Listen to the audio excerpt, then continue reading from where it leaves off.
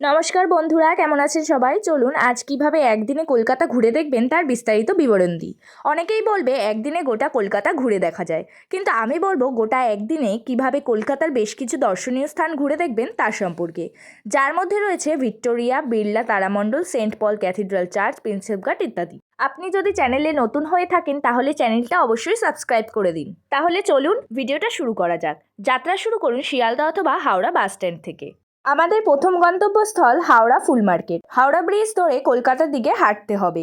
ঠিক যেখানে ব্রিজটা শেষ হলো তার নিচেই রয়েছে মার্কেট। এটি ভারত তথা এশিয়ার বৃহত্তম ফুল মার্কেট, যা রয়েছে হাওড়া ব্রিজের ঠিক নিচে। ওই যে ওপর থেকে দেখা যাচ্ছে মার্কেটটা। হাওড়া ব্রিজের গা লাগোয়া সিঁড়ি ধরে নিচে নেমে যেতে হবে, তারপরেই পড়বে এই ফুলের দোকানগুলো। গুগল ঘেটে জানতে পারলাম প্রতিদিন 2000-এরও বেশি ফুল ব্যবসায়ী আসে এই মার্কেটে। এই ফুলের বুকেগুলো কিন্তু দেখতে দারুণ লাগছিল, আর দামও বেশ কম। বেলা যতই বাড়ে ভিড় কিন্তু ততই বাড়তে থাকে। অনুষ্ঠান বাড়ি সাজানোর জন্য এরকম ফুলের চেন পেয়ে যাবেন একদম পাইকারি রেটে। হেন কোনো ফুল নেই যা এই মার্কেটে পাওয়া যায় না, তবে ভিড়ের মধ্যে খুঁজে নিতে হবে, এই যা বিষয়। ফুলপ্রেমীদের একবার হলেও এখানে আসা উচিত। এই হাওড়া ব্রিজ আর তার নিচেই ফুল মার্কেট। সপ্তাহের প্রতিদিনই খোলা থাকে এই মার্কেট। জলের দামে পেয়ে যাবেন গাঁদা, গোলাপ, দোপাটি সব কেজি দরে। কলকাতা ভ্রমণের দিন চেষ্টা করুন সকাল সকাল বাড়ি থেকে বেরোনোর, যাতে একদিনে অধিক সংখ্যক স্পট কাভার করতে পারেন।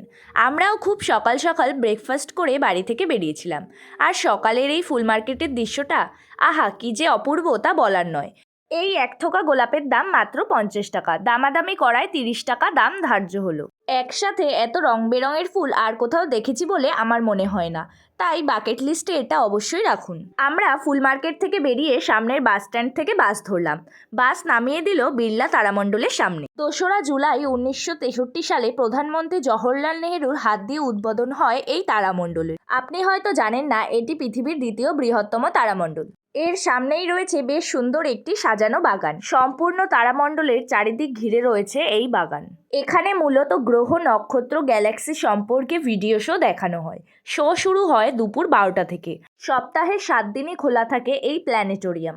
বাংলা, ইংলিশ, হিন্দি 3 ভাষাতেই শো চলে। প্ল্যানেটোরিয়াম থেকে বেরিয়ে রাস্তায় উঠলেই রয়েছে অজস্র ফুড স্টল, তবে দাম তুলনামূলক অনেকটাই বেশি। এই যে দেখতে পাচ্ছ বিড়লা তারামণ্ডল, আর ঠিক এর বাঁদিকে 2 পা গেলেই কিন্তু রয়েছে সেন্ট পল ক্যাথিড্রাল চার্চ। আগে এখানে ঢুকতে কোনো এন্ট্রি ফি লাগতো না, তবে এখন 10 টাকা করে এন্ট্রি ফি নেয়। চার্চের বাইরে এক শিল্পীর হাতে আঁকা যীশুখ্রিস্টের সুন্দর প্রতিকৃতি দেখলাম। সেন্ট পল ক্যাথিড্রাল চার্চ হলো কলকাতার একটি আইকনিক ল্যান্ডমার্ক। এটি শহরের বৃহত্তম ক্যাথিড্রাল চার্চ। চার্চটি ইন্দো গথিক স্টাইলের একটি নিপুণ নিদর্শন। গির্জার ভিতরে কোনো রকম ফোন বা ক্যামেরা অ্যালাউ করা হয় না, তাই ভিতরটা দেখাতে পারলাম না। তবে এর পিছনে রয়েছে একটি সুবিশাল মাঠ। চারিদিকে প্রচুর গাছপালা থাকায় বৃক্ষছায়ার অভাব হয় না। এখানে গির্জা চ্যারিটির পক্ষ থেকে রয়েছে একটি ছোট্ট স্টোর। সেখান থেকে কিনে নিতে পারেন যিশুর লকেট, ব্রেসলেট ইত্যাদি। দীর্ঘদিন মানসিক অবসাদে ভোগার পর বসন্তের এই মেদুমন্দ হাওয়া আর গির্জার অপার্থিব নিস্তব্ধতা ওষুধের ন্যায় কাজ করছিল। পারলে সময়টা বন্দি করে রাখতাম। বেলা তখন 2টো বাজে। পেটে ছুঁচোয় ডন দিচ্ছে, তাই একটু হাঁটাহাঁটি করে খুঁজে পেলাম এই দাদার দোকানটা। এখানে ধোসা বিক্রি হচ্ছিল, প্রচুর লাইন ছিল, আর খেতে কিন্তু দারুণ ছিল। 1 প্লেট ধোসার দাম 50 টাকা। তরকারি আর চাটনি দিয়ে সার্ভ করলো। লাঞ্চটা সেরে নিয়ে আমরা এবার ভিক্টোরিয়া মেমোরিয়ালের উদ্দেশ্যে রওনা হলাম। এই 3টি স্পটই একদম কাছাকাছি রয়েছে। এরপর ম্যাপ দেখে এগিয়ে চললাম। এখানে পথে পড়লো একাডেমি অফ ফাইন আর্টস। দেখে যা বুঝলাম এখানে নাট্য উৎসব চলছে।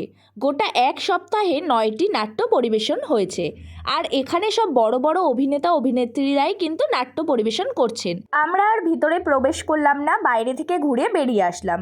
রাস্তায় উঠতেই চোখে পড়লো এই ক্রসিং ওভার, আর ঠিক এর উল্টো দিকে রয়েছে একটি স্টপ।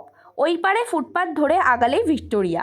এই যে আমার ডান সাইডে রয়েছে ভিক্টোরিয়া মেমোরিয়ালের রেলিং। হুট করে দিয়া কোথা থেকে একটা ফুল কুড়িয়ে আনলো। এরপর আমরা একটু হাঁটতেই পৌঁছে গেলাম ভিক্টোরিয়া। এখানে 50 টাকা প্রবেশ মূল্য দিয়ে আমরা ভিতরে প্রবেশ করলাম।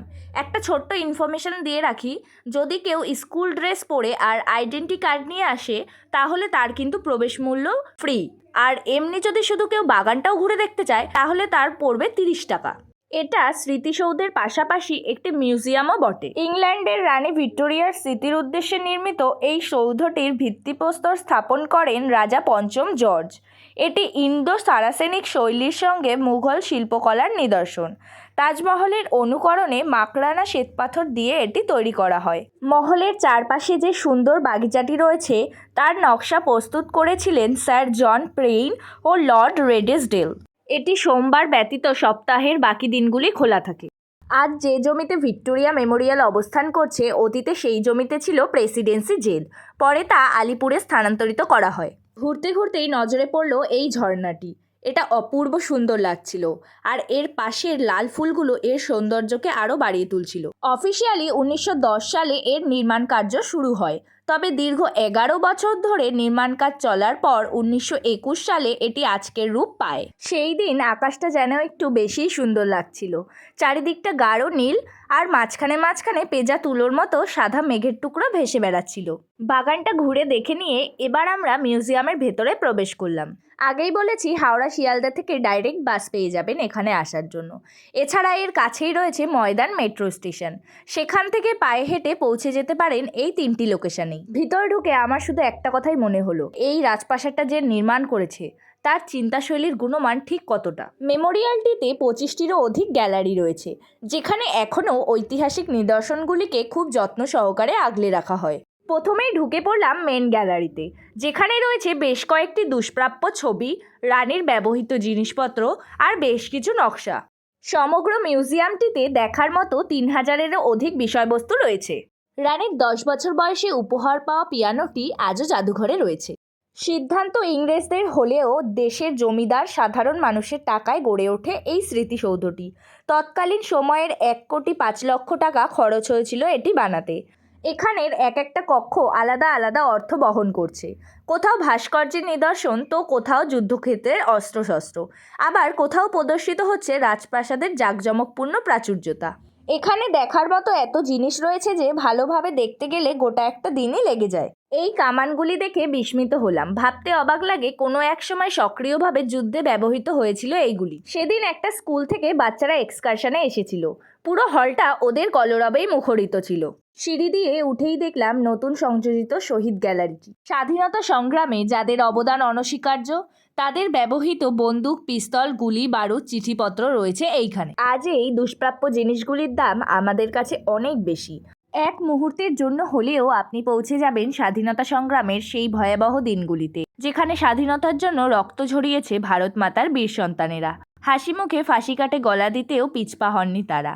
ভিডিওটা এতক্ষণ অবধি দেখে থাকলে অবশ্যই একটা লাইক করে দিন। আশা করি আমার উপস্থাপনা আপনাদের ভালো লেগেছে। এখানে এলে আপনার ভারতবাসী হিসেবে অনেকটাই গর্ব অনুভব হবে। সেদিন যদি তারা দেশের জন্য লড়াইটা না লড়তো, তাহলে হয়তো আজও আমরা পরাধীনই থেকে যেতাম। তাই দেশের এই বীর যোদ্ধাদের জানাই সহস্র কোটি প্রণাম। ভিক্টোরিয়ার দোতলা থেকে সেদিনের ভিউটা ছিল ঠিক এই রকম। এখানে দাঁড়িয়ে দাঁড়িয়ে কলকাতা নগরীর বুকে সন্ধেকে নামতে দেখলাম। সম্পূর্ণ বাগান আর মহলটা ঘুরে দেখতে আমাদের 2.5 ঘন্টা সময় লাগলো। দেখতেই পাচ্ছেন সূর্য অস্তাচলগামী। এবার ধীরে ধীরে বেরিয়ে পড়ার পালা। এই শ্বেতপাথরের ইমারতকে একবার সম্পূর্ণ কালো রং করে দেওয়া হয়। সালটা ছিল 1943, দ্বিতীয় বিশ্বযুদ্ধের সময়। শ্বেতপাথরের সাদা রং বহু দূর থেকে চোখে পড়ে, ফলে বোমায় উড়িয়ে দেওয়া সহজ। তাই জাপানি সৈন্যদের ভয়ে ব্রিটিশ সরকার তড়িঘড়ি একে সম্পূর্ণ কালো রং করে দেয়। সন্ধে তো হয়েই এসেছে, আর বেশি দেরি না করে বাসে করে বেরিয়ে পড়ুন প্রিন্সেপ ঘাটের উদ্দেশ্যে। এখানে সন্ধ্যাবেলার ভিউটা জাস্ট অসাধারণ। সেখান থেকে একটু এগিয়ে দেখে নিন গঙ্গা আরতি। এটাই কিন্তু এখন এখানকার মেন অ্যাট্রাকশন। প্রিন্সেপ ঘাটের ডিটেল ভিডিও চ্যানেলে দেওয়া রয়েছে, লিংক ডেসক্রিপশন ও আই বাটনে দিয়ে দিলাম। তো আজকের জন্য এইটুকুই। কলকাতা ভ্রমণ কেমন লাগলো অবশ্যই কমেন্ট করে জানাবেন।